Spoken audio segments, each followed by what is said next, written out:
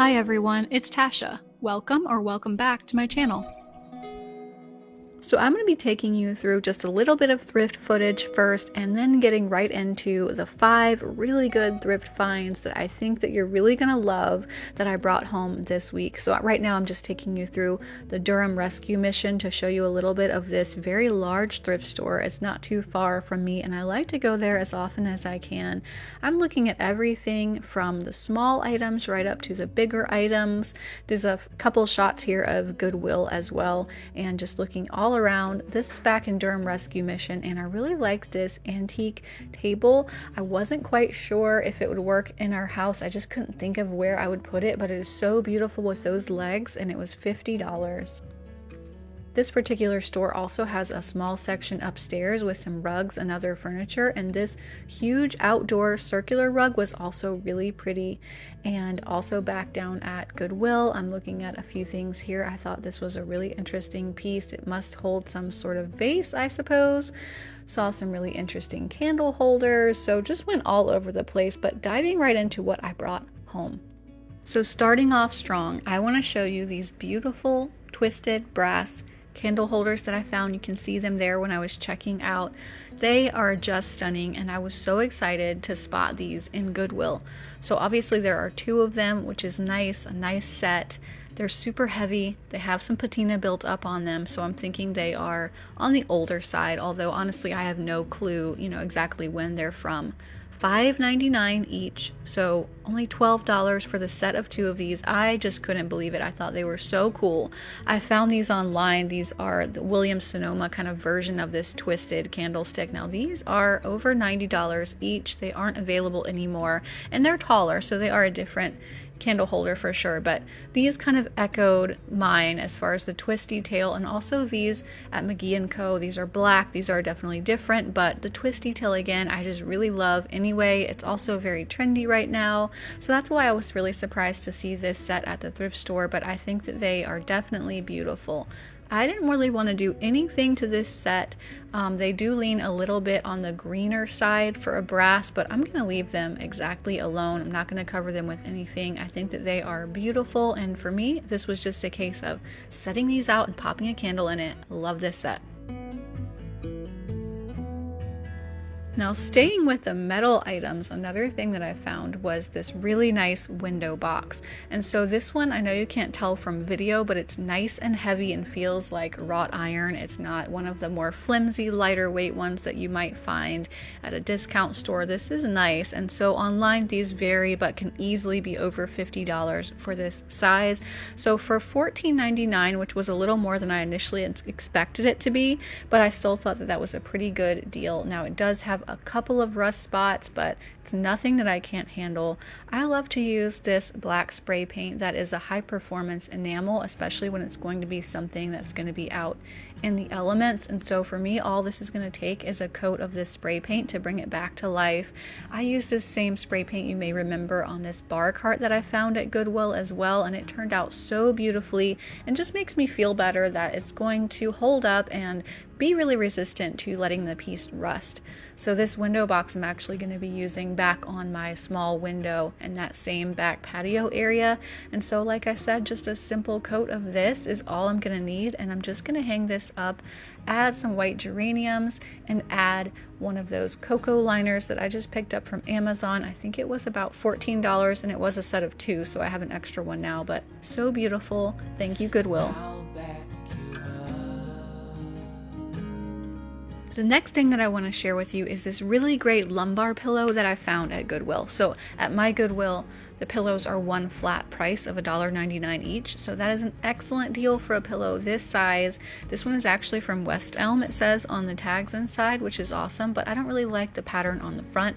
You could just flip something like this over and use the back side as the front, which would work, but I've been thinking about these flange edge pillow covers that I keep seeing, and I think that they look so chic and so nice.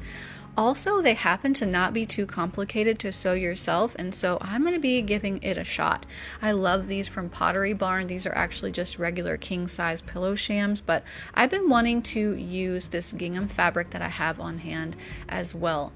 This was a curtain panel actually that I'm no longer using, and I have several of them, so I'm going to use one of them to make myself a flange edge style pillow cover for this lumbar pillow. And here's kind of some of the inspiration for the gingham pieces that I've been seeing as well. I think that this is going to be really cute. So I'm going to be doing an envelope back style pillow cover, which is very simple, and that's the kind where the back side has two flaps that kind of overlap in the center, and you can just put your pillow in and out that way, and that way you don't have to mess with sewing on a zipper or anything like that. So for this style you need one piece that's going to be for the front and then two pieces for the back, and your measurements include enough where those are going to overlap. So you can just see I'm cutting out my first panel here for the front, and then here's all three pieces that I'm going to need. Along the short end of those seams for the back flaps that are going to be overlapping, I'm just doing a 1/2 inch fold and pressing that down to make it nice and crisp, and then I'm taking that same one and turning it over one more time to do another 1/2 inch fold and pressing that down, and that is hiding my edges there, and the iron is super helpful for something like this. Also, it's neat because on this fabric the lines line up so that 2 rows is exactly 1/2 inch. That was really nice. So I have my front panel laying down flat on the table, and I'm adding one of my back panels here, lining it up perfectly, and then taking the other one and doing the same thing from the other end, so you can see that those are going to overlap in the center. I'm doing my right sides facing inward on all of these, so I have like a sandwich of my 3 pieces, and the best sides are on the inside, so I can then flip it inside out and have my finished pillowcase. So now that I have these lined up perfectly in this sandwich style, I'm just going in with some sewing pins, and I'm putting one about 6 inches, every 6 inches or so along the whole edge of this pillowcase, and then running it through the sewing machine using about a 1/2 inch seam.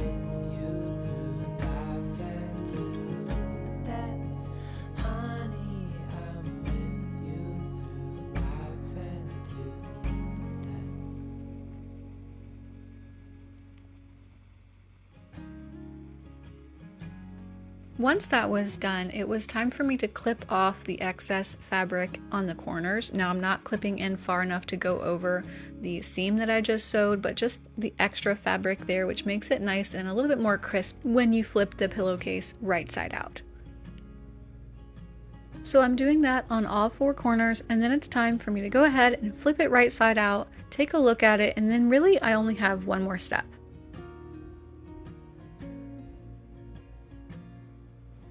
I went ahead and inserted my pillow into this pillowcase just to make sure how it was lining up, and you can see that I left myself some extra space in my measurements around the whole outside, and that's so that I can go ahead and put in that special flange edge that I was talking about. I left myself about 1.5 inches around the whole thing. So once again, with the right sides facing out this time, I'm just following along the edges and doing my flange edge. When I come to the middle section where those flaps overlap in the back, I'm just lining them up really straight and going straight over them like any other part of the seam. When I get to a corner, I'm leaving my needle completely down and then pivoting my fabric so that my lines are going to be really straight and my corners won't end up looking wonky or crooked.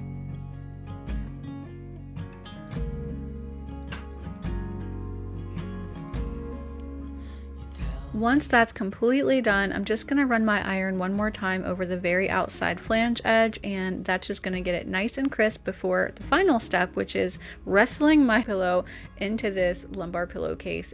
So I did eventually get it in there. It took me a little bit, but this whole project took me probably about an hour. So if you have a sewing machine, it might be one that you want to try out if you haven't before. I really think that the special edge on it gives it a lot more oomph and just gives it a more high-end and chic look. So I'll definitely be keeping this one in mind to do on another pillowcase in the future.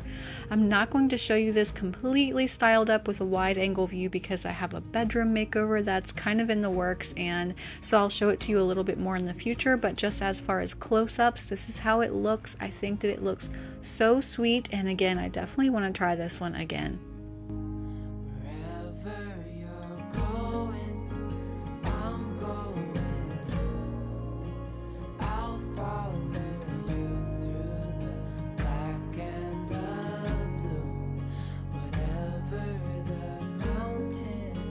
So I also want to share with you this adorable piece of handmade pottery that I found. at a thrift shop for just $1.99. I really like the shape of this one. I love that edge style, and I really like the hummingbirds as well. The only thing that didn't work for it for my home was that it was a little bit too bright of a blue with that kind of cobalt color. It just really didn't go, but I bought it anyway because I wanted to try out a technique for making it more muted, more like these inspiration pieces shown here, more of an earthy muted blue. So I'm trying something completely new that I've never done before, which is making basically a paint wash for it out of a grayish paint. I'll put the color name on the screen, and instead of mixing it with water like my normal paint washes though, I'm using that M1 product, which is kind of like Floetrol. It just thins out your paint, extends the dry time, and also it kind of gives it a translucent appearance when you use it with a paint wash like this. So I've just mixed this so that it's like 1 part paint and probably 3 parts of that M1 product, and I'm going to be doing a paint wash over this tray. So full disclosure, I did this probably 5 or 6 times before I came up with a technique that worked. This was my first attempt. You can see it's just too thick. It's pooling in the edges there. I also tried going in and kind of dabbing it on with a paper towel instead of brushing it on. So that one wasn't too bad, but it gave it a different effect, more like, I think, kind of a country effect, like you see sometimes more of a speckled glaze on more country pieces, and it wasn't bad if you like that sort of thing, but it wasn't what I was looking for. Okay, so what I ended up doing with this piece was actually just brushing it on quickly with a big fat paintbrush. And then what I did, since it has these raised edges, was I decided to immediately flip it over and let it dry like this. That way it wouldn't pool, because what it was doing was kind of slowly pooling in these crevices. So I did that. That worked the best. I did have some spots I had to touch up, so they look imperfect now, but I kind of don't mind them. But some of this looks really, I think, good. And so my hope, even though I know it still looks kind of weird, like it definitely muted the color, but it looks a little odd, I'm hoping that going in with this triple thick crystal clear glaze by Krylon will give this a really glossy coating and make it look more like a glazed piece that was intentionally this color, and we'll just see if it does some magic. Hopefully I didn't like botch this piece, but we'll see. Adding in that top coat of glaze made all the difference in this piece, and definitely took it from looking like something that was a little odd looking, like it actually had a paint wash over top of it, to something that looked more intentionally done, like this was the original piece and the original glaze. So this is how it turned out. It's definitely a lot more subdued now than the bright cobalt, which you can see in that shot on the bottom, and it will just blend a lot better for my particular home. You can style little trays like this that you might thrift by themselves on a small tabletop, something like shown, or you can add them and layer them in on top of pieces like storage boxes or piles of books that you might have. And that's just my inspiration piece color again, that I think that this actually hit that pretty well. This looks beautiful in the sunlight, just kind of catching the light, and again looks really great on storage baskets. So I think for now I'm going to be leaving it right here.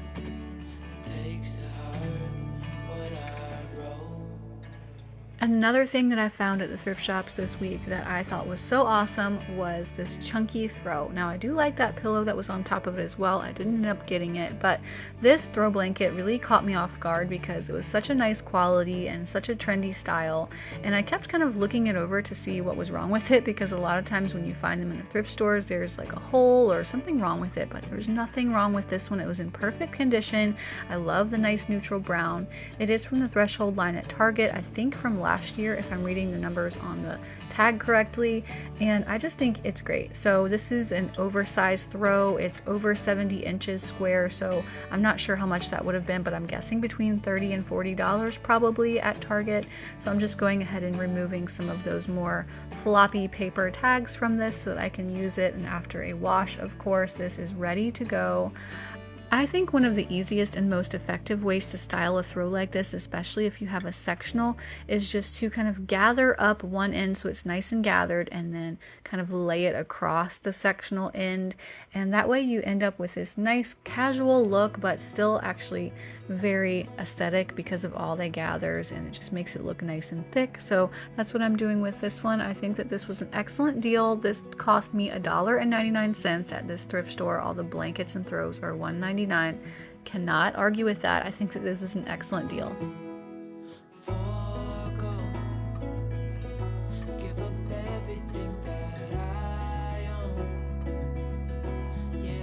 And now it's time for a subscriber score. So this one comes to us from Amber D from Alabama. Amber found this beautiful large scarf for just $4. She bought it, and then when she went into her car, she kind of spread it out to look at more of the detail, and she noticed that it said Hermes on it. So she submitted pictures to an authenticator, and the report came back that it was an authentic Hermes scarf. It is valued at over $1,000. So I say congratulations, what a good find, Amber.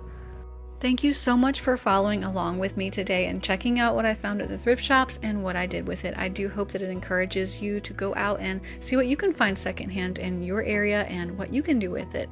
So if you haven't already subscribed to the channel but you would like to see more of these types of videos in your feed, hit the subscribe button and please leave me a comment letting me know what you enjoyed from today's video. I hope that everyone listening has a fantastic week, and I'll see you at the next video.